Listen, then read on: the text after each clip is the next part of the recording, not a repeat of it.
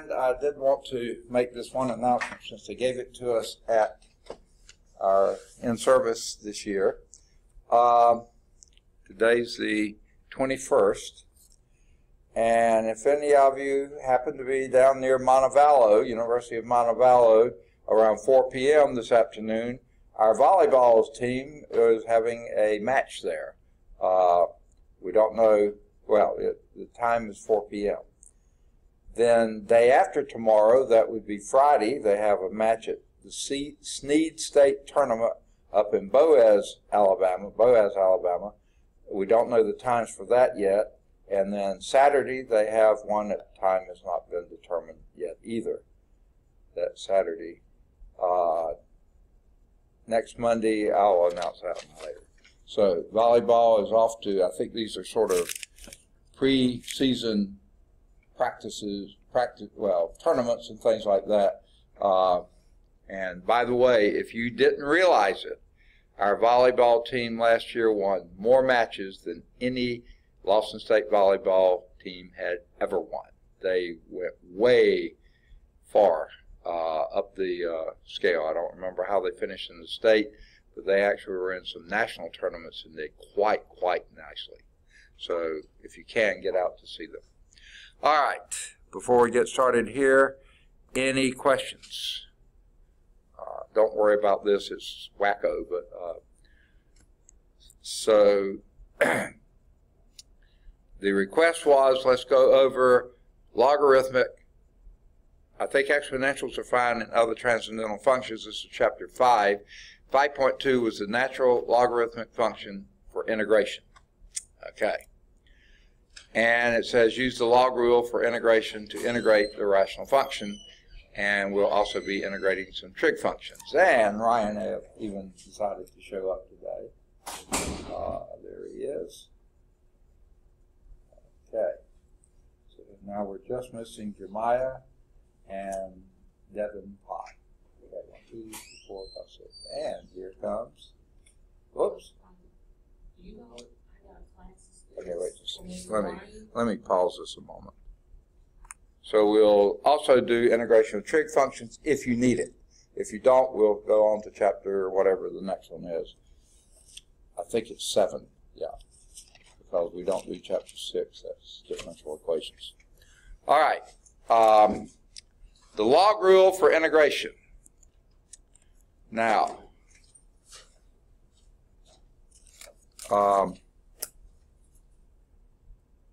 by the way, yeah. All of you have been in my classes before, right? Yeah.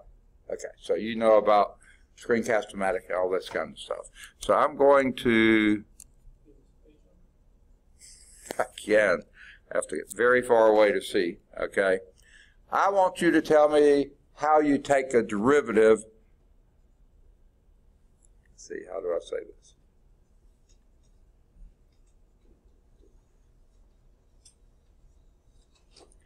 Let's take the derivative of this function here. Some constant c. Give me a number, any number. 6, okay? d of 6 by dx. What is that? Anyone remember? It should be dc equals... Say again? dc equals 0? It's a 6. Yeah. Derivative of constant, or 6, or whatever, is equal to 0. Okay, what's the derivative of x with respect to x? 1. What's the derivative of x squared with respect to x? 2x. What's the derivative of x to the minus 1 with respect to x? X over 2. Say that again. Negative 1 over x squared. Is that what I heard? All right. Y'all are good. All right. Remember those? Now, let's just do one more just for funsies. d of x to the minus 2 with respect to x.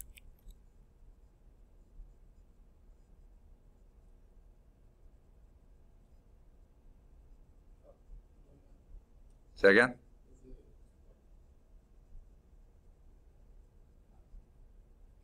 Anybody? not negative 2 over x cubed. You drop it by 1, right? Okay. Now, this one here could have been written d 6 times x to the 0, right? What is x to the 0? 1. That's the same as 6 then, right? dx, and what would that have been? 0, because 0 times 6 is 0, and drop it. Okay, you don't need to drop it anywhere, okay? It's 0. All right. Does anyone notice what's missing here? Here you have 0, nothing. X to the first, x squared, x. The next one would have been d of x cubed would be 3x squared, okay? All right. So the general rule is, this is the general rule for derivatives of powers. Powers would be d of x to the n dx would be what? N times x to the n minus 1. Okay. Now, can you think of any place? Okay. So looking at this, here we have nothing. Here we have a constant. Here we have x to the first power, x to the second power. But here we have x to the minus 2, x to the minus 3. What are we missing here? X to the third. X, well, okay, we can do that if you want to. I'm saying d of x to the minus 3 dx is equal to minus 3 over x to the fourth, yeah, over x to the fourth. What I'm saying is, what are we missing on our powers of x? This is x to the 0, x to the 1, x to the 2, x to the minus 2, x to the minus 3, x to the minus 4. What are we missing?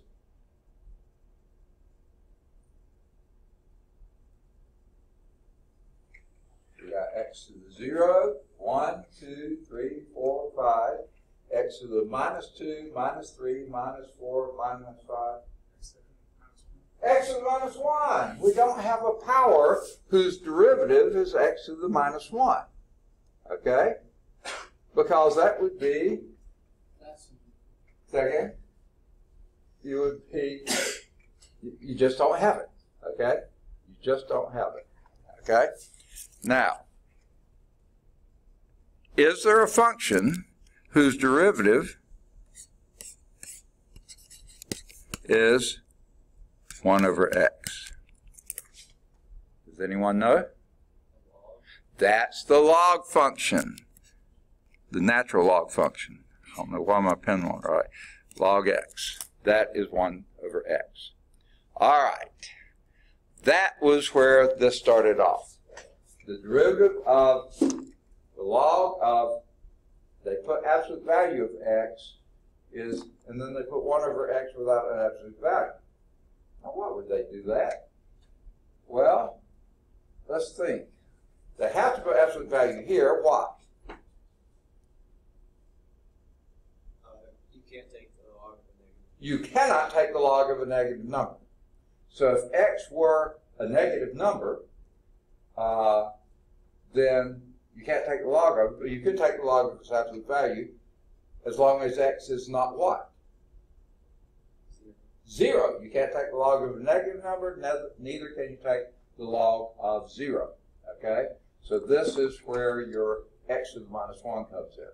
That's the derivative of your natural log of x, absolute value x. Okay. Now, why did they leave off the minus sign, absolute value sign here? Well, if x were a negative number,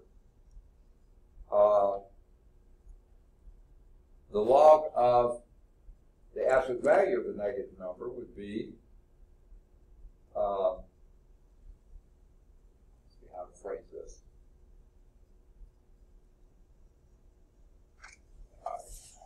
Here's how the log function looks. Not that pen, this pen. Okay.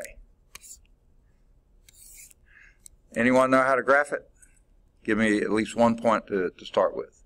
Log of what point do you know for certain? Log of is equal to 0. Log of 1 is equal to 0. Okay? So your natural log function looks something, not wavy, but something like that. That's the natural log function. Never can be 0, okay? Never can be negative. That's how natural log looks. Now, if that number happens to be a negative, this one, then the natural log would be this, okay? Because the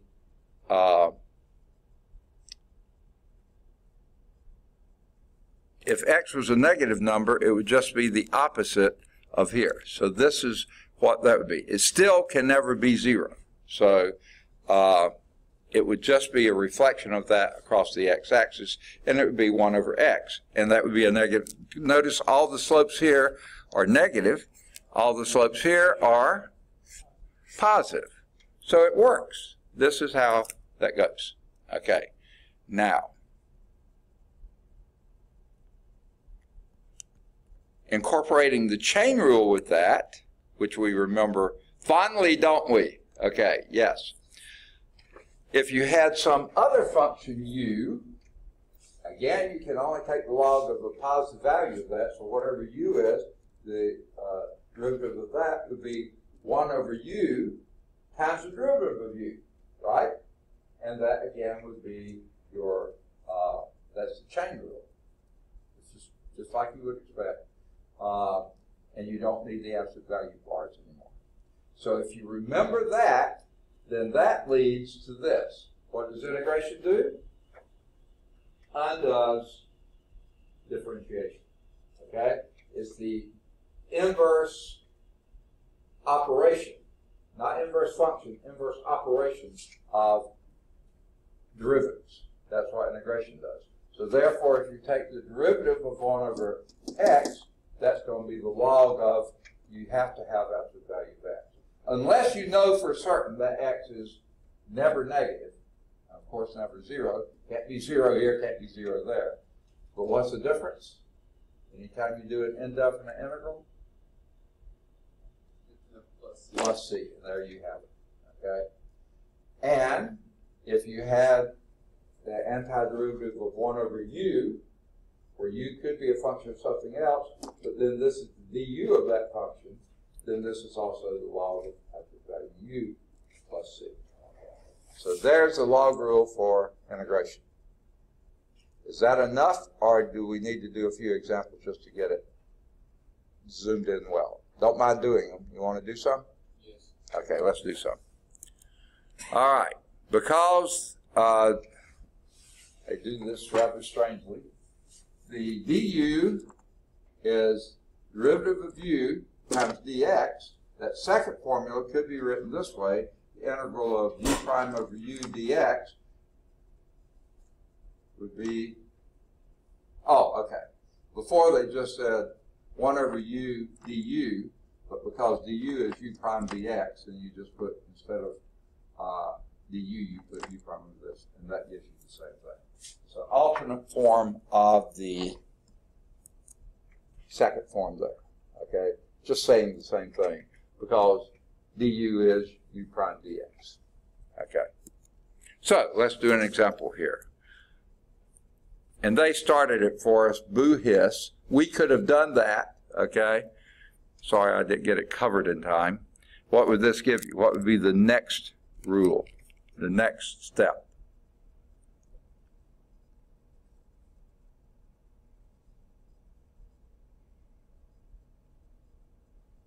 It's the antiderivative of 1 over x dx. and we just do it.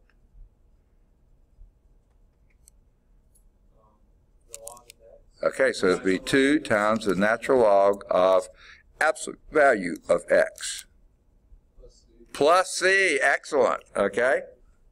Now, in this case, there's one more step you can do. Does anyone remember some of those handy-dandy little properties of logs? You square the x. Yes. This can be written as take the coefficient of the log and move it and make it the exponent of the argument of the log. So this would be the log of x squared plus c. Now wait a minute, I left off the absolute value bars. Was that legal? Anything squared is going to be positive. Absolutely. You can't have, any real number squared is going to be non-negative. So that's going to be fine. We know the x can't be 0 anyway, so even if the x is negative, when you square it, it becomes positive, and there's your answer. All right. That's how we did it. Let's see how they did it. Okay. First, they said the 2 times the natural log of absolute value of x plus c, and then they moved the coefficient to become the exponent, and that'd be log of x squared plus c. Now, I guess it's a little better to put the x squared in parentheses. They won't always do that, but the only thing that would be confusing if you had log x squared, someone might say, was that log x squared or it's log of x squared? So if you put the parentheses there, it's clearly, beyond a doubt, the square goes with the x. All right. Because x squared cannot be negative, the absolute value notation is unnecessary in that final form. All right. Integrals to which the log rule can be applied often appear in disguised form. Yes. Pink Panthers, okay, or something. Okay. Y'all don't even know what Pink Panther is. Okay. For instance, when the rational function has a numerator of degree greater than or equal to that of the denominator, division may reveal a form to which you can apply the log rule. Okay. That's a rather nebulous kind of statement, but it's absolutely true. But at this point in your procedure here, that probably doesn't make a lot of sense, but it will later, especially. Now, obviously, it looks like they're skipping examples 2, 3, and 4. Do you want to see example 2, 3, and 4 before we go to this one? Yes? Okay. So let's do example 2 here. All right. Find the integral or antiderivative of 1 over 4x, I think that's a minus 1, dx. Y'all help me out here because I don't have my reading glasses, and it's this real strain on my eyes. Okay. I know it was a long time ago that you had that end part of Cal 1. But what was one of the last procedures we did for solving integrals, for trying to find the integrals? Substitution. Substitution, way to go. What would you choose to substitute here? Okay, what would you call it? Yeah, some people actually call it u substitute. Let u equal 4x minus 1. Then, always the next statement is du is equal to? Dx. Is what? Dx. What dx? 4. 4 dx, okay. All right, it's been a long time, right? Okay. Now, up here we don't have a 4 dx, we just have a dx. So let's make this a dx by dividing both sides by 4, right? So that makes that a dx. So let's now rewrite this. What's that? Everybody got it? Okay. Rewrite that. The dx is going to be du over 4. Well, 1 over 4 is just a number, so let's pull that on the outside, times the integral of 1 stays 1. The du, with the 1/4 on the outside, just becomes du And what is 4x minus 1? U. Me? No, never mind. Okay. Now, can you integrate that?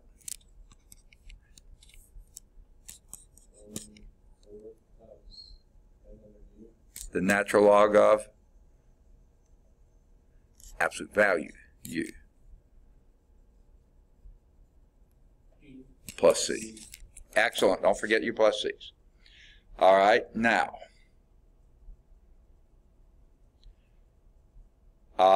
change it back now, right? second? We change it back now with the substitution. Yes. Okay, let's do that. We'll do that now. 1/4, the natural log of absolute value of 4x minus 1 plus C. Anything else? That's a perfectly good, say again? Yes, you can do that. Okay? That could be written as the natural log of, did I just write an absolute value sign? Do I need one here? Natural log means, wait, why do you do that with the power? Like, you did that for the last problem, where it was multiplied by the natural log. Okay. You don't happen to have your book with you, do you? I do that. Oh, you do? Okay.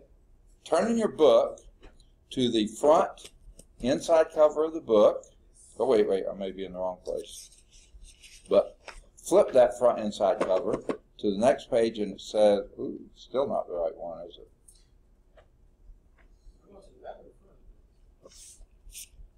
All right. Sorry. Let's go to the back inside cover. It may not be back there either. Algebra. Right. It's so hard for me to see here. They don't have your log rules in here, do they? I thought they did. Yeah, operations. Okay. What you say?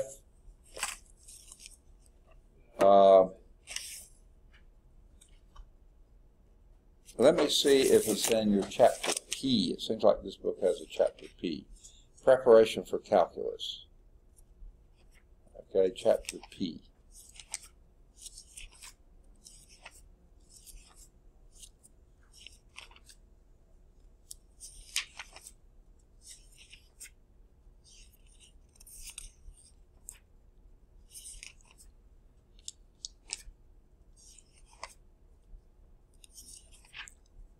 All right, functions and their graphs. Is it here?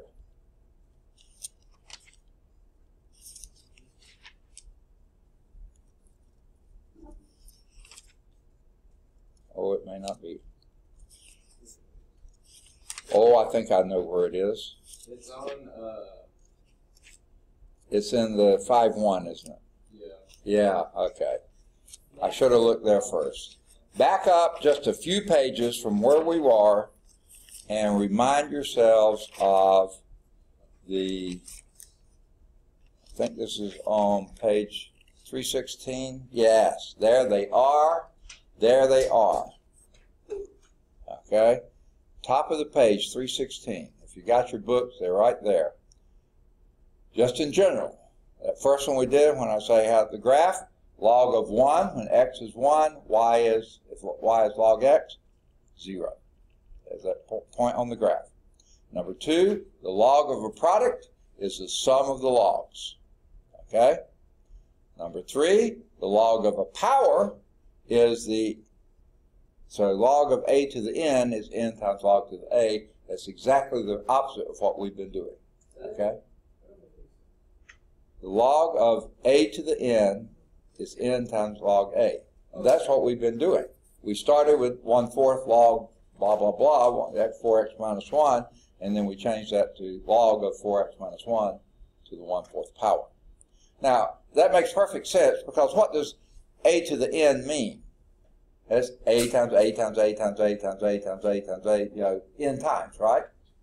Okay? Well, if log of A, B is log of A plus log of B, that'd be log of A plus log of A plus log of A plus log of A n times, that'd be n times log of A. Right? So that's how you get that. And then the log of a quotient is the difference of the logs. Log A minus log B. Okay. There they were, just pages away, and I was looking all over the place. Okay. So, the question here, though, is, can we lose the absolute value bars here? No, excessive positive is fourth root. You're absolutely right. Not only does it have to be positive because it's a log, but it has to be positive because any even root, you can only take that. So that's a double whammy of why you have to keep the absolute value bars there. But that is the answer. Now, did they change it? I can't read. No, they left it as 1/4 log, blah, blah, blah. They left it in this form. Both of those answers are perfectly correct, okay? Nothing wrong with them. All right, let's do, you want to do example 3? Yay or nay? Yes. Okay, let's do example 3. Whoa. Pen's acting strange. Maybe it's not acting, maybe it is strange. Okay, find the area of the region bounded by the graph of y is equal to, tell me if I'm reading this wrong, x over x squared plus 1. Okay? Now, they show the little graph here. I don't really want to draw it. Why did areas come into play here? That's what integration does for you. It finds the area under a curve, as long as that curve is always positive. Okay? If it goes negative, then you get some wacko answers. This one doesn't. They show it in the book, and if you got your books, you'll see, at least for x greater than 0, when x is equal to 0, that's going to be 0 over 1, and x negative, that's going to be negative. But as long as your x is greater than 0, this is always positive. Because that's always positive, that's always positive, and that's positive. Okay? So then this will work for any x greater than 0, and that's what they're showing here. Okay? Well, that's the graph they showed, but it said, find the area of the region bounded by the graph of this, the x-axis, which is, y is equal to 0, and the line x equal 3. You know, seems like to me they should have said the y-axis, but that's okay. X-axis is correct too. So we're only going as far as 3. Okay, but we're starting at 0. You can't go anything to the left of 0. Okay, so what would answer that question? What area would that be? Is that a little louder? The integral sign. Yeah, 0 at the bottom. And 3 at the top. Perfect. It's going from 0 to 3 of x over x squared plus 1 dx. Perfect, perfect, perfect. Remember, the function's the height of that, and the dx is the width of every little sliver, and you're adding all those other, which is what your integral sign is. It's a summation. You stretched it out. That's what you're doing from 0 to 3. Where would you go for this one? U substitution. U substitution. What would your u be here? X squared plus 1. For those who don't remember it, my little rule is, not that you need to remember my rule, find the innermost part of the most complicated part of the problem. Well, that's your denominator here. And let that be your u. And then always, so we let u equal that. And always the next line is then du is equal to 2x dx. Okay. Well, up here we have an x dx. We don't have a 2x dx. So let's divide this by 2, and that'll get rid of that. And that would then be the integral. You put 2 in front of the integral sign? Yeah, put a 1/2 in front. Okay, 1/2 in front. And then the x dx would then be du over 2. There's the over 2. So it'd just be du over u. Okay, me? Okay, over u. All right. We got a little problem here, don't we, Houston? These limits were for x. Now we have an integral with u's. So what are we going to do about it? Let's go back to this definition here and plug in your value for x. 0, what would u be? 1. So your lower limit becomes a 1. Your upper limit becomes a 10. You're right. Rin 10, 10. Okay. All right. A 10. Now we can proceed. Now you could have done it the other way, just left those out, figured out the answer, and then go back and resubstitute in what u was, but this is easier. Okay? So what would this give us?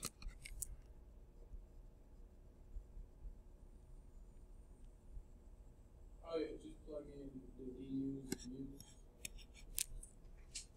I wrote down the 1/2. I hope that's okay. Natural log of absolute value of u, evaluated, because this is a definite integral.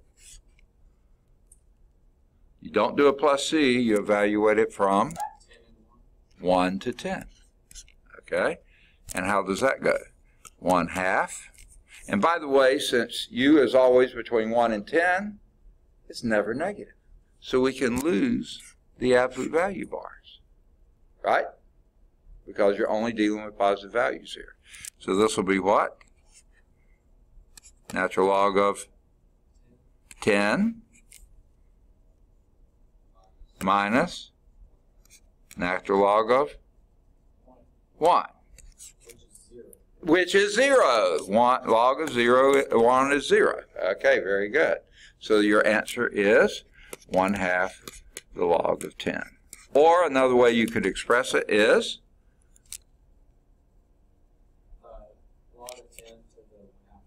log of, and you could actually write that as square root of 10 if you wanted to, or 10 to the 1/2 power, whatever. The natural log of the square root of 10, 10 to the 1/2. Lots of correct answers here. Let me see where it is. Yeah, they left it in the previous one, 1/2 to the natural log of 10, but you could do it the other way as well. And then they pulled out their handy-dandy little calculators and figured out about what value that would be. Anyone got that? You can do it either way with natural log of 10, take 1/2 of it, or you could do the square root of 10 and take the natural log of it. Should get the same answer. What do you get?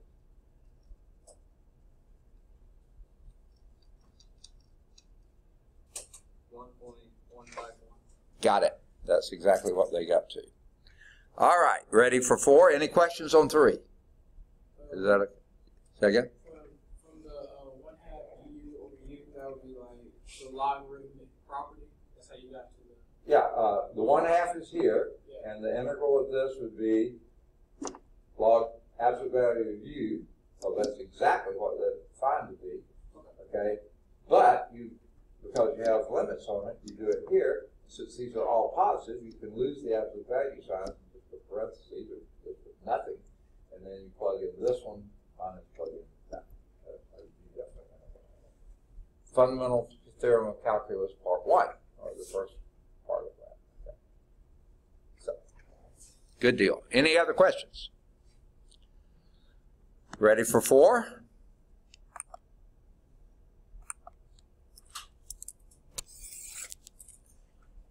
Oh, 4 has 3 parts to it. There's the first one. The integral of 3x squared plus 1 over, is that x cubed plus x? Am I reading that right? Dx. I hope so. Okay. What would you suggest we do first? I don't know if you are. That is a 3, right? That right there? The x one. He's making fun of my writing. Okay. I'm not hurt by it too badly anyway. It's just a little painful. All right. No, that is a 3. You're right. Let u equal, that's a cube, by the way, x cubed plus x. Okay, good choice. What do we do next? Then, say again? He said 3x plus 1. Say that a 1. du is equal to 3x what? Squared. What else? Plus 1. What else? Dx. Okay. Now, aren't we lucky?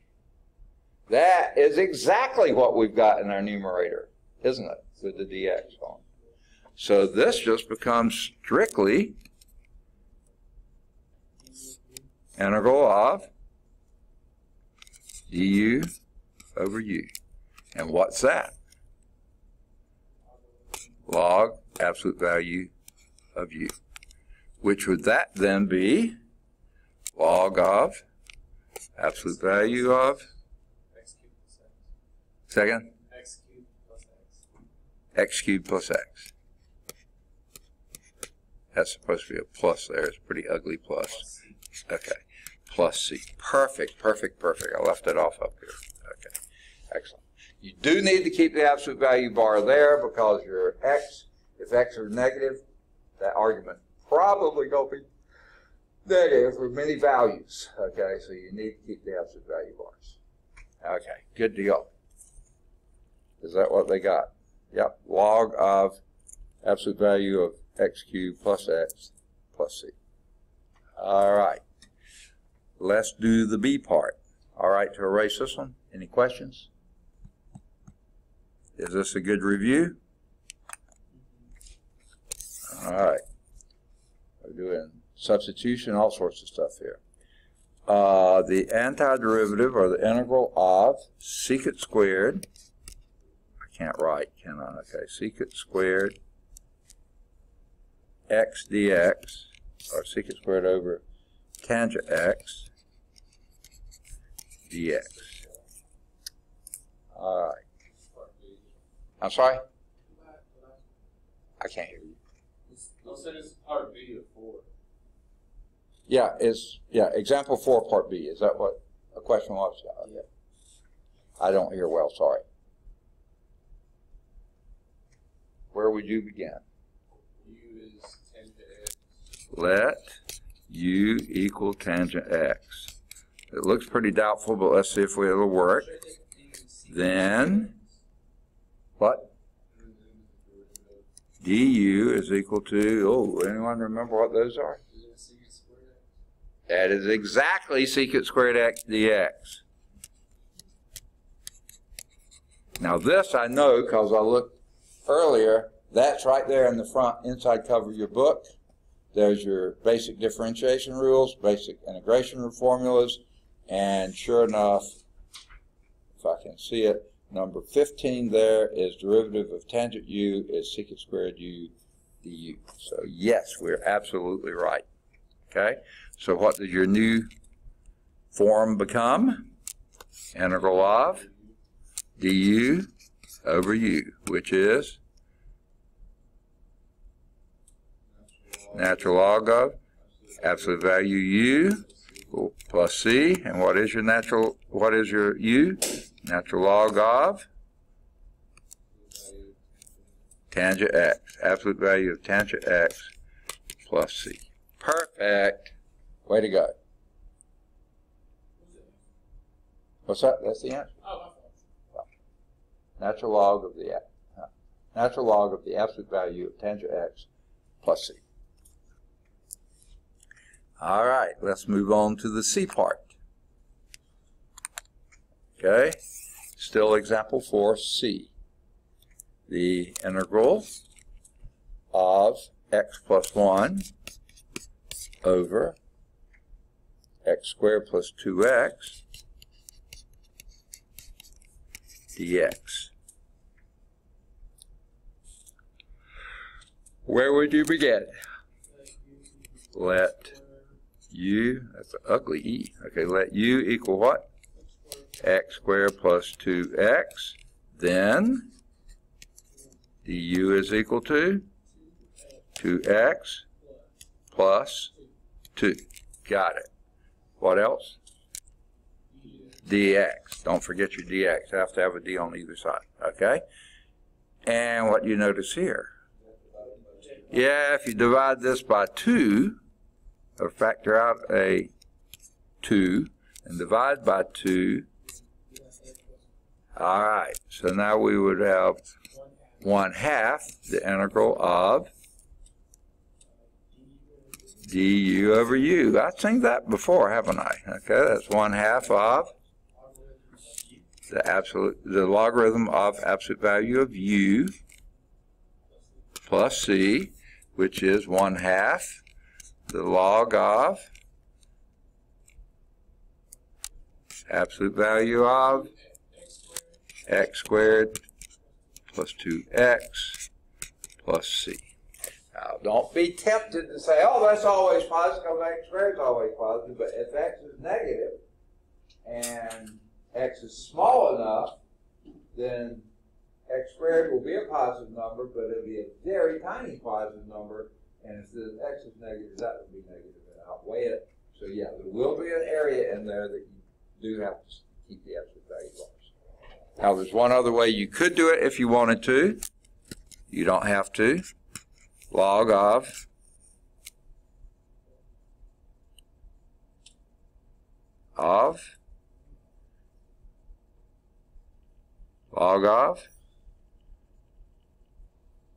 use the properties of logarithms, x squared plus 2x to the 1/2 power plus c. You don't have to do that, but you could.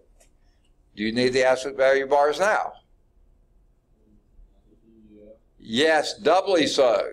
Not only can log you can't take the log of a negative number, you can't take the square root of a negative number either. So, yeah, you have to have that in there. And of course, and we didn't say this, but we probably should have, what can x not be? It can't be at here or anywhere else. It can't be 0. And not only that, x can't be -2 either. Okay, very good. All right. Because the -2 would make that a 0 there, and you can't take the log of 0. Okay, so, yeah, very good. One more of these for example 4. This is the D one. Any questions for our erase? Y'all got it good? Okay. The integral of 1 over, I think it's a 3x plus 2, is that right? Dx. Okay, and where would you go with that? Say again? No. Let u 3x plus 2. Then du is equal to 3 dx. Perfect. Okay, you see that? Derivative of 3x is 3, and derivative of x is dx. Yes, now divide everything by 3. Perfect. All right. So now you have the integral of, or 1/3 the integral of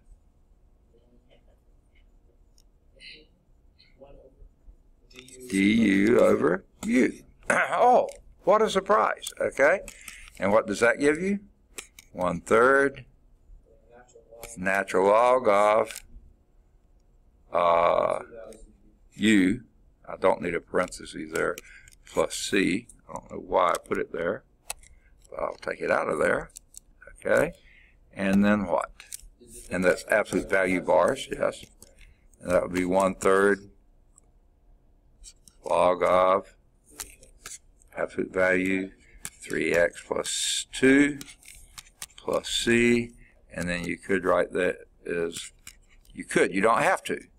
Absolute value bars of 3x plus 2 to the 1/3 power plus 6. Either one of those answers is fine. The book doesn't do that last step, but I did it.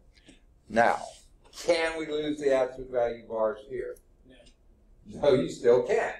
Even though you can take the third root of a negative number, no problem there. It will be negative. You can't take the log of the negative number. So yeah, you can't lose the absolute value bars there either. All right. And then they go about telling you you can do what we just did. Move the exponent to the top. Okay. Now, that is when the next slide, any questions on this before I move on? And we'll have to do that. Okay, that's when this slide showed up, and that leads us to example 5. Okay. Now, example 5 is one of these. If y'all remember that this book does this, you can go to larsoncalculus.com, an absolutely free website. You don't need a code or anything else. Your grandmother could go to that website if she wanted to, okay? And you can then see an interactive version of this type of an example, okay? Now, ooh, man, what do you do with that? Say that one more time. Okay, probably not on this one. Yes, you have to. Anytime the degree of the numerator is equal to or greater than the degree of the denominator, don't try to do a U substitution. First divide. Okay? So come off to the side here, and it's got to be long division. What goes outside the house? The denominator, which is? X squared. Now, you don't have to do this, but it sometimes helps you from making some dumb mistakes. Put in a plus 0x, because you're missing a term there, aren't you?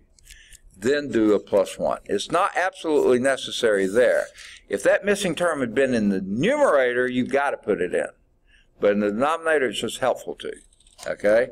Then your inside the house is your numerator, x squared plus x plus 1. See, it doesn't have a missing term, so you're okay. Now, how do you do long division of polynomials? Y'all don't even know how to do long division of numbers, do you? You do it on a calculator, right? You remember how to do it? It's only divisible by 1.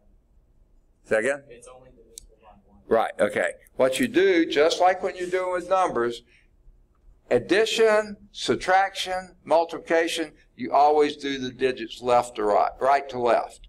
Division, you do right to, I can't say it right, left to right, okay? So you start with the left one. X squared will go into x squared how many times? 1 time. Now, I like to put it there. The book, I think, puts it somewhere else, but it's okay. Then you do what? Multiply. 1 times x squared is? X squared. 1 times 0x is 0x. I like to put the x in there. And 1 times 1 is 1. Now, see, if you had left that one out, you have to skip a space there, which is easy to do, but just don't line up things that can't be added. All right? So then you do what? You're not added. What do you do? Subtract. These go to 0. This goes to x. And that goes to 0.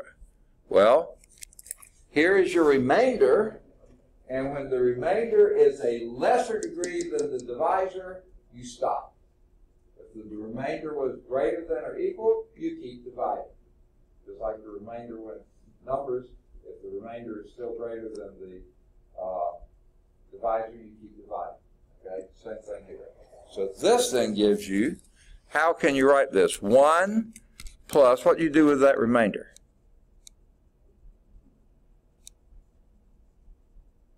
Y'all don't remember this either, do you? You add it to you put x over the divisor, x squared plus 1. And now I'll leave off the 0, okay. That is now that is what this division is. So now we rewrite our integral to be the integral of 1 dx plus the integral of x over x squared plus 1 dx. Now, I sort of did two steps at once there, but was that okay? Was that too confusing?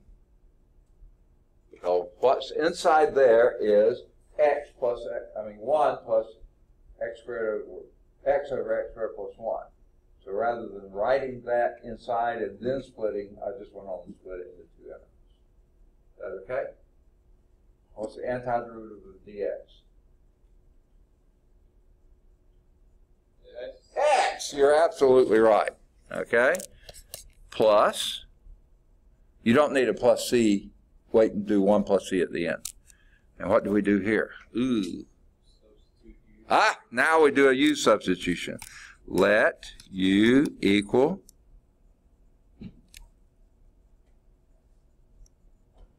what? X squared plus 1. Then du is equal to 2x dx. Okay, perfect. Okay. Except we don't have a 2x dx up here. We just have an x dx. So let's divide both of these by 2. Okay. So this will be x plus 1/2 the integral of du over u. Oh, we see that again, don't we? Okay. And that would be x plus 1/2. What's the natural log of? Say again? Maybe absolute value u plus c. Okay? So this would be x. And there we do put the plus c, finally. We could have put a plus c earlier, add them together, make it a new c. Okay? Whatever, they're just constants. Okay? Then what would we do? 1/2 natural log of? Absolute value of x squared plus 1. Is that really necessary? No, because x squared plus 1 can't be negative. So you can lose the absolute value sign. Plus c. And then you could write this as x plus the log of x squared. Why did I write it as x squared plus 1 to the 1/2 power of the square root of that? Yes, sir. If we were to keep the absolute value there, would that make it wrong, or it's just No. It's just unnecessary, but it's not wrong. Okay. So yeah, you don't have to sweat it, but it doesn't hurt to think a little. Okay. Not too much anyway. Okay. All right. All right, good deal. Let's see how they did. X plus 1/2 x squared plus 1 plus c. So they left it in the upper form, not the second form. Oh, yeah, no, they did. Okay. And then they have the suggestion, which I used to always do when I was doing homework and taking tests and stuff, anytime I could, had time to do it.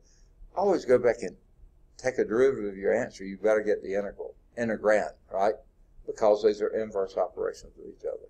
And they do a good job of reminding you to do that just to check your answers. It's easy here to check your answers to see if you got the same thing the book did. But when you don't have that, then do the other. Okay, let me erase this unless there's questions. Any questions? Okay. Then let's see how they do it.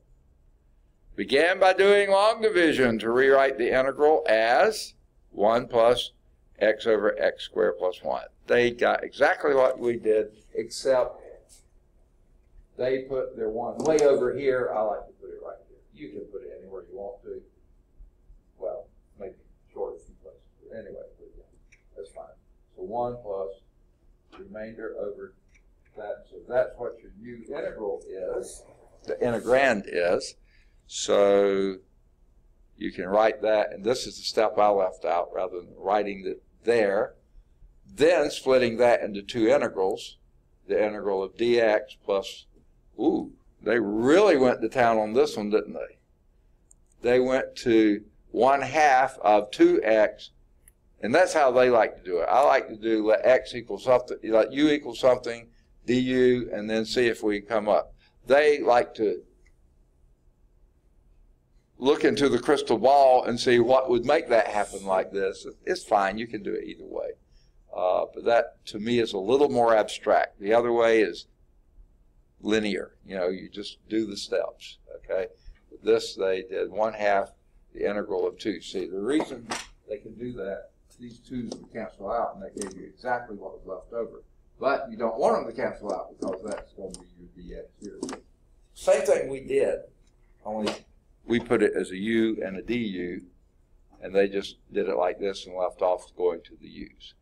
The antiderivative of dx is x plus 1/2, and then that's the log of x squared plus 1 without the absolute value bars, because that's guaranteed to be positive, plus c. You know if did they do long division? What's that? You know if they did long division by their answer? Okay, did they do what? Can you tell if they did long division or not? Yeah, they did. Yeah. Right here is where they did it. But they wrote the one, I like to write the one here, they wrote it way over there. Either place is fine. They still think they're dealing with numbers. They're not. They're dealing with polynomials. Do it wherever you feel good about it. But yeah, that's their long division. Notice they didn't put the 0x here, but they had to leave a skip here. So you can't add 1 to x here. Or subtract 1 for that. Make sense? Any other questions? Good questions, by the way. All right. Check that result by differentiating. See if you get the original integrand. You will. Okay. So that'll be 1 plus, yeah, you can do that. Okay. Now, they skipped example 6. Shame on them.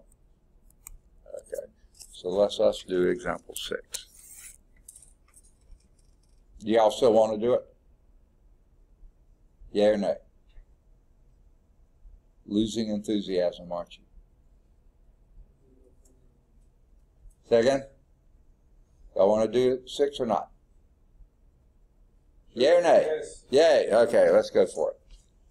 Okay. Find the indefinite integral of 2x over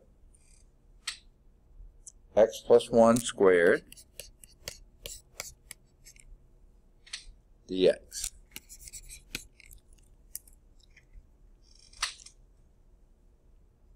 Okay. Where would you begin?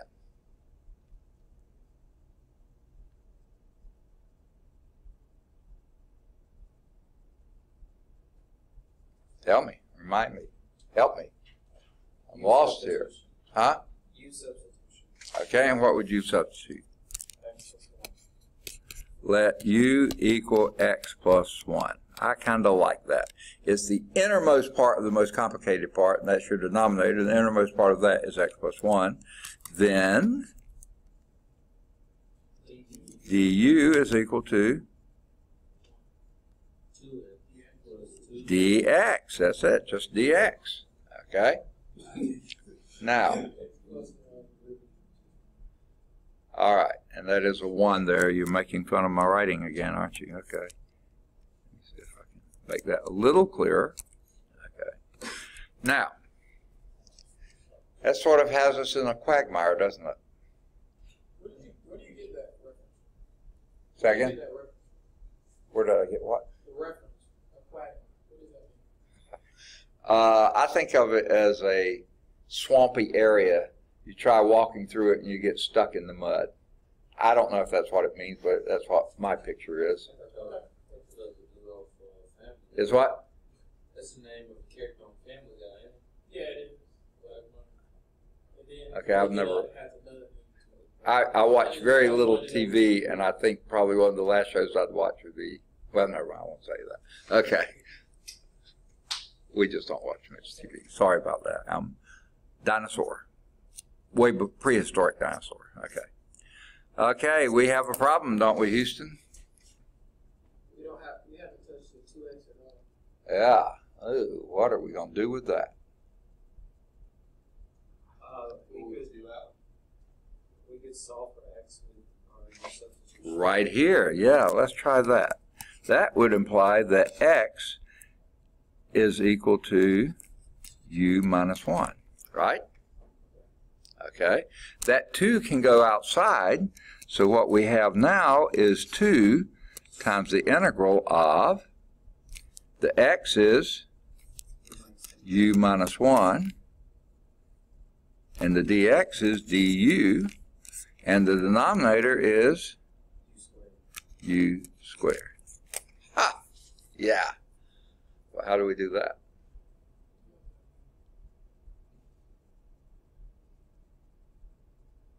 Can you split the fraction part? Let's try that. That would be 2 times, don't forget the 2, okay? That would be the integral of u over u squared du minus the integral of 1, or du over u squared. Okay? Is that what you meant? Yeah. I like that idea. What do we do from there?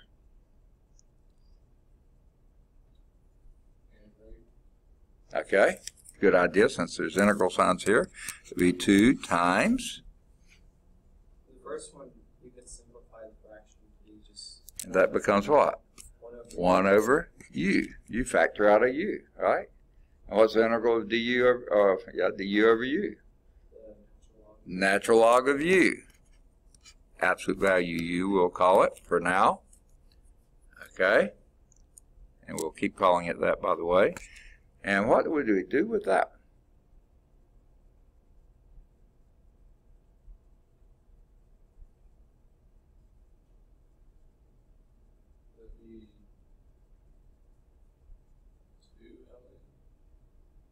Not quite.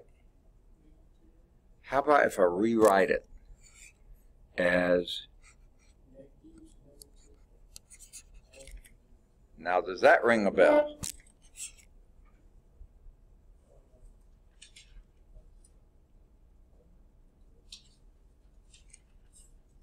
That's a power, right? How does that go? That's -2 natural log. Okay, well, okay, 2 times natural log of, I'm going to go on and substitute this in. This will be absolute value of x plus 1, right? Okay. Minus, tell me how again what you were going to do? U to the -1 over -2. Over -1. It's over the, and that makes it a plus 1, right? Plus c. Okay. So that will be 2 times the natural log of x plus 1. And I really don't care how you, I think I'd go all right, plus 2 over u. Okay, no, 2 over x plus 1. That doesn't need an absolute value bar, by the way, and then you got your plus c. Now, sure, it should be a 2 plus c, 2c, but, you know, who cares, okay? It's still a constant. So let's see what they got. 2 times the log of absolute value of x plus 1 plus 2 over x plus 1. They don't need parentheses there. Plus some constant c. Got it. Make sense? All right. Y'all got so wrapped up in natural logs that you forgot how to do a power rule. So don't forget the power rule. Okay. So let's go on through and get your guidelines for integration. Learn your basic list of integration formulas, okay? Go back and review those. Find an integration formula that resembles all or part of the integrand, and by trial and error, find the choice of u that will make the integrand conform to the formula. Okay? It's a lot of blah, blah, blah words, isn't it? When you cannot find a u substitution that works, try altering the integrand. You might try a trigonometric identity, a multiplication or division of the same quantity, addition or subtraction of the same quantity, or long division. We just did a long division. Be creative, okay? Try a few things. If they don't work, try something else. Okay, if you have access to a computer software that will find derivatives for you, use it. Okay, that's cheap, and I mean that's okay. Check your result by differentiating to obtain the original integral. Okay, now that's the rules here. Do you want to go? Oh, let's see. Yeah, they do have an example 7. Want to go on and try example 7? Yeah or nay? All right. Ooh, here, solve the differential equation. Yeah, I don't know. It's just something to me. How are we going to solve differential equations if we haven't had differential equations? But I'll tell you how I would suggest you do this.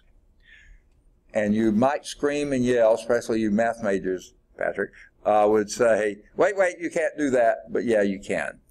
I would write this in differential form. This is in derivative form. In differential form, that would be dy is equal to 1 over x log x dx. Now, what does it look like I did? It looked like I multiplied both sides of the equation by dx. You can't really do that, but it sure looks like you can. Writing in differential form, that is exactly what you're doing, okay? But you're not multiplying by dx because d by dx is not, dy by dx is not a division. That is an operator, but that is still true. Okay, now we can integrate both sides, right? And what is the integral of dy? Just y. Why? Why not? Okay. Now you could put a plus c if you wanted to, but let's wait and just put 1 plus c at the end. All right, but here we got problems, don't we, Houston? Where would we go from here? What's the differentiation of the natural dog? So one more time. Differentiation of the natural dog. Okay. Good question. The derivative of the natural log is 1 over x, isn't it? Isn't that where we started today? A long time ago, though, wasn't it? Okay. So that is a really good clue. You're thinking right. You make u the element of it. Ah, sounds like a winner to me. I mean, a winner to me. Let u equal log x. Then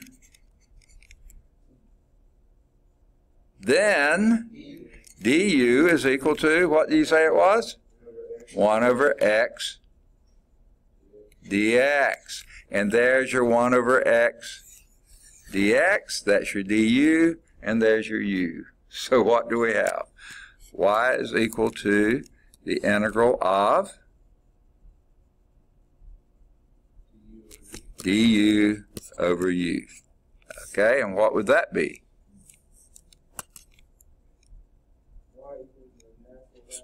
Natural log of absolute value u plus c. Okay, now you substitute in y is equal to the natural log of, and what is your u? Log x, okay, plus c. Now that's a weird looking expression, but it's perfectly legal in most states. Okay, so leave it there. Don't try to square that or anything else. No, don't go that way. It's the log of the log. Okay. And since logs can be negative, if that x there is something between 0 and 1, it can't be 0. And actually it can't be 1 because you can't take the log of 0. Okay, and log of 1 is 0, and you can't take it. So this would be true for all x's. Well, we'll just leave it there. That is the answer they give, I think. I've got to find it here. So the solution is y is equal to the log of x plus c. We'll leave it alone right there. Okay. All right. How about integrals of trig functions? You need to review those too, or is it just the logs? What is the form? I can't hear you. Sorry, what did you say? Okay. in 5.2, it continues doing integrals of trig functions. Do we need to do those? Is that something you need to do too, or was it just the log functions? Okay, he's good. Anyone else less than good? Okay. What I'll do for you, right? Oh, wait. I forgot. They show how to do this, so let me do it. I think it'll be a lot like we do. The solution can be written as an indefinite integral. Boy, did they ever skip some steps there, but you know, if you write it in differential form, then that's the next step. Okay? Because the integrand is a quotient whose denominator is raised to the first power, you could try the log rule.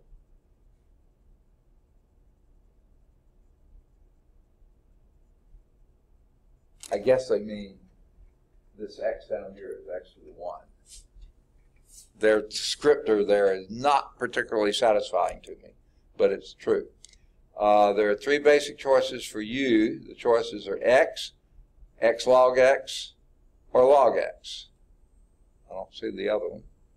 But the first two, u equal x and u equal x log x, fail to fit the u prime over u form, but the other one does. However, the third choice does fit. That's u equal log x. It produces this. Y'all went right to that. Way to go. You did it well. Okay? Without all the stuff they just did. And that gives you that. So it's log u plus c. But u is log x. So y is equal to log of absolute value log x plus c. Okay. Now, y'all don't want to do these. You want me to just run through them quickly? PowerPoint show, without really doing them? Yay or nay? Okay. So, what's the antiderivative or the integral of tangent x dx? What would be your first step? There is no trig function whose derivative is tan x. I'll give you that. So what could you do? Change it to sine or cosine. Yes, tangent is sine over cosine. And if you do that, what do you notice there? What would be your next step the way we've been doing it? Let u equal cosine. And then du would be? You got it. And there's almost your numerator. Okay? So, since you want it to be a negative here, put a negative out here. I would have just done whatever. Okay. I would have said du is equal to minus sine x dx, but then I want it to be plus, so I would divide. So it works out that way. Either way you do it, and that winds up being the minus the integral of u prime over u, which is log u.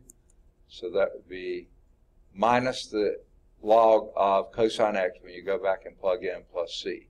Now, where would you go with that one?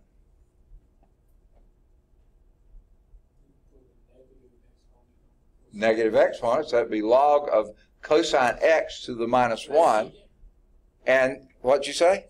That's a secant. 1 over cosine x is secant. So, hey, they didn't even do it. You got it. Simpler form than they did. Okay? That would be log of secant x dx. Log of secant x plus c. Good. Very good. All right, so here are the basic 6 trigonometric functions. The integral of sine is minus cosine, because the derivative of cosine is minus sine, so you have to have, so this, they flip-flop there, but the integral of cosine is positive sine, because the derivative of sine is positive cosine. Integral of tangent is that one we just did, which you could write as log of secant x.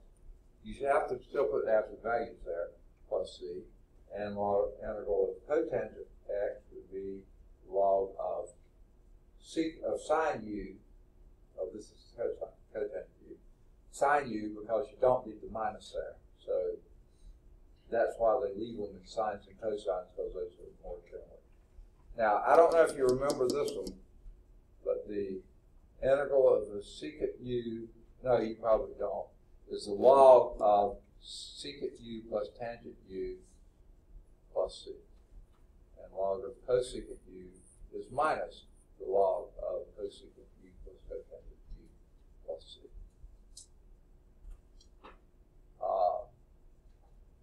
I don't memorize these things. I use this one often enough, I know those. I don't memorize. I'll look that up when I take it. If I ever need it, I'll look that up when I take it. Okay. Okay. That's the end of the slideshow. Y'all didn't want to do any of the rest of them? Okay. So, did you need anything else in Chapter 5? They talk about inverse functions. That you don't really use it that frequently, so I wouldn't mess with it. Exponents, exponential functions. Those are my favorites of all time. What's the derivative of exponent? E to the x is e to the x. What's the antiderivative of e to the x? E to the x. Okay, plus c. Okay, don't forget your plus c. All right, so those are pretty easy. Okay. Now, do you need to review any of the bases other than e? Like if you had not e to the x, but 17 to the x, or pi to the x. You don't really use those that much, but if you want to see those, we can run through that as a PowerPoint show. What would you think? Or just move on? You tell me. I don't really know these things. I don't know. What was y'all talking about? Okay. Let's back up here. What's the derivative of e to the x? And that's an x. I knew you were going to ask. That's e to the x. My favorite function of all time is the derivative is itself. So therefore, what's the integral of e to the x dx? E to the x plus c. Yeah. Now, if you have other things in there, you unchain rule it, basically. But it's just like doing other functions too. But these are so easy. Okay. Now, back to my question. Do you need to at least see a little bit of bases other than e? Because you don't usually use them that much. But if you need to, we can just do a quick run through. Okay. And let's see, I think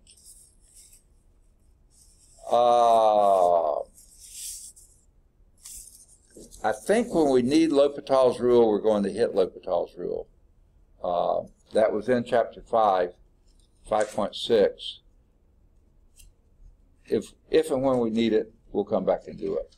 Okay? Because I think they go over that again.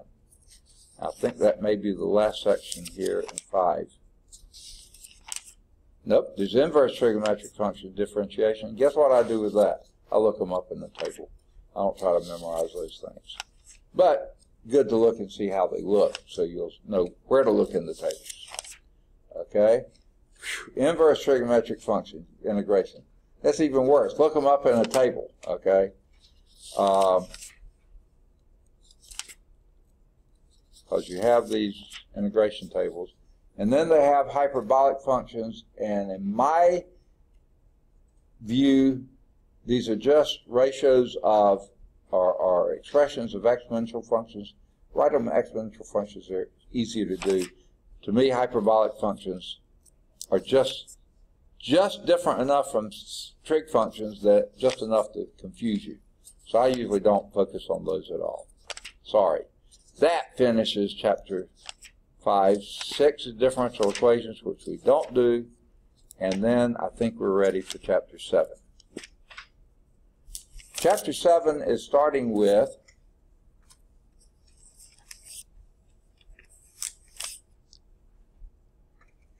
are y'all okay with that, or do you want to see any of those? Okay. All right. So let's end this, if I can figure out how to do that. Oh, I know what I could have done. Yeah, I'll do this. Discard. I could have done it a little easier maybe, but okay.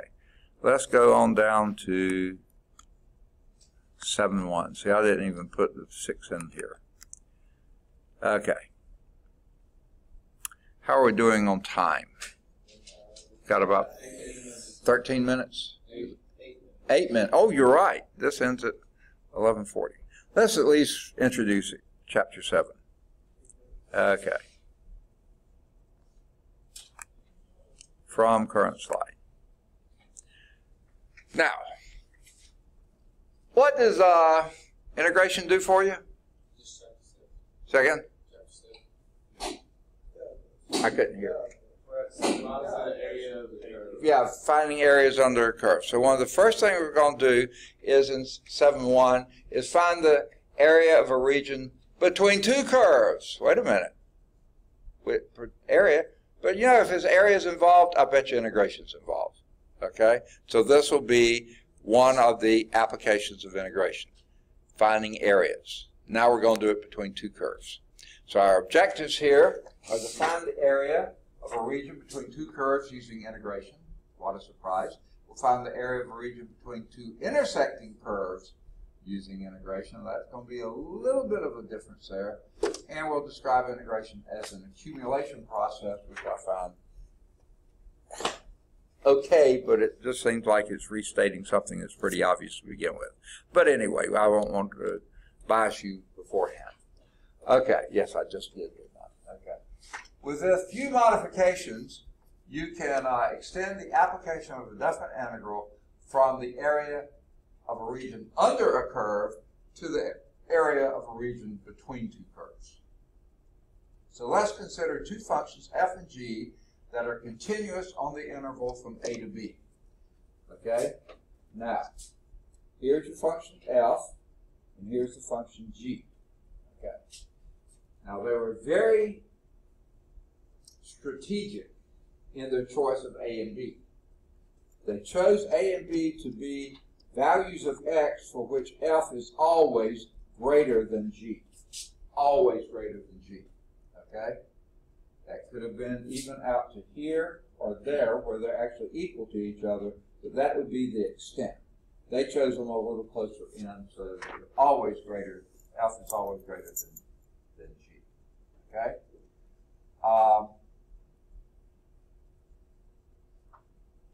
Also, the graphs of both f and g lie above the x-axis. Now, later we will remove that restriction, okay? But now we're just going to have everything above the x-axis, okay? And the graph of g lies below the graph of f everywhere between a and b. I said it the other way, f is greater than g, g is less than f, okay? Everywhere between a and b, as shown here, okay? Now, how would you get the region between these two curves? Any ideas? Between A and B.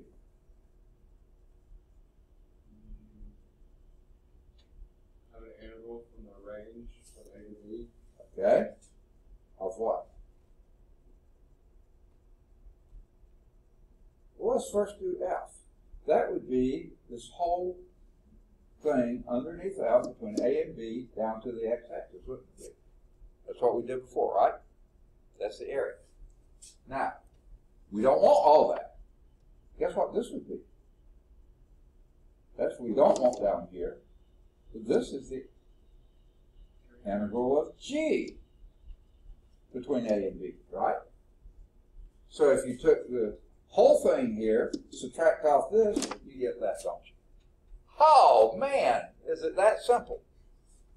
Unfortunately, yes. I wish I could find some way to make it harder, but I can't. Okay, you can geometrically interpret the area of the region between the graphs as the area of the region of the upper graph. Subtract from that the area beneath the lower graph. Or they say G subtracted from the area under F, which is exactly what we said. Here's the area under F. Here's the area under G. Subtract this from this, and you're left with it. Okay? So, what that says is the area between the regions is the integral of f minus g dx, and we know that to be the integral of f of x minus the integral of g of x. Hey, we knew that already from our rules for integral. Why didn't we think of that? Okay? It's just there. Okay? That's exactly what it is. So in other words, this thing here is just the integral is F minus G. And if you thought about that, if you did your little rectangles, okay, the dx is still the dx going from A to B, okay? The height here would be F minus G. And that then is just the integral of F minus integral of G. So whichever is easier to do. If it's easier to calculate this way, do it that way. Most of the time, I think it would be easier to just do it this way. Now, here's the magic. That's true whether this is up here, here, or even down there. Because if F is always greater than G, no matter where it is, they don't have to both be positive, then your little strips here, even if they're down here, is F minus G times dx. So you don't have to restrict it to being everything positive. Now, what you do have to restrict is F is always greater than G. If you got out here, you messed up, because now G is greater than F. So now your strips will be G minus F. Okay. So that's the next magic that's coming up later. All right, to verify the reasonableness, what a word, of the results shown in figure 7.2, which was that last one, you can partition the, oh my goodness, they're doing what I said. Partition the interval into subintervals, each of which is delta x, or dx if you want to call it that. Then, as shown, get the representative rectangle, and that would be your F minus G. Of course it is, okay? And that's what you're summing, or Riemann sums, whatever you want to call them. That's your integral, okay? It's time. It's 11:40. How could it be? Just when we're beginning to have fun. Oh, we were always having fun, weren't we? Okay, I don't think we got far enough. Okay, I didn't stop to ask. Did y'all want some homework exercises out of integrating the natural log function? If you want to, they're there. You know where to find them, okay? You want to be tested on that? Sure. You do? Or you want to start your test on this? No, we don't. Okay. I saw several darts being thrown at you right there. Okay. I wanted to step back so I wouldn't get bloodied, you know. Okay. So we will see our first test starting with chapter 7. Is that right? Okay. The other was for fun. I mean, review. Okay. Don't usually do that, but if you wanted it, I can ask a question or two on that one too. Subject. So we'll start on this. We didn't get far enough along to have any homework exercises. Sorry about that. Forgive me. Don't write me up too badly. Okay. And we'll start next time on where we left off here, which was, if I can find it, I'll find it. Don't worry. I'll find it somewhere here. Good deal. Thank you. Excellent. Keep those paper topics coming in, folks. Already? You Oh. okay.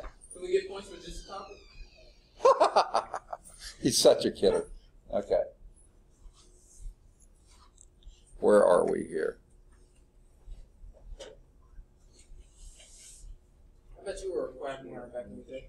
What's that? I'm sure you were a quagmire back in your day. Oh, still am. Okay.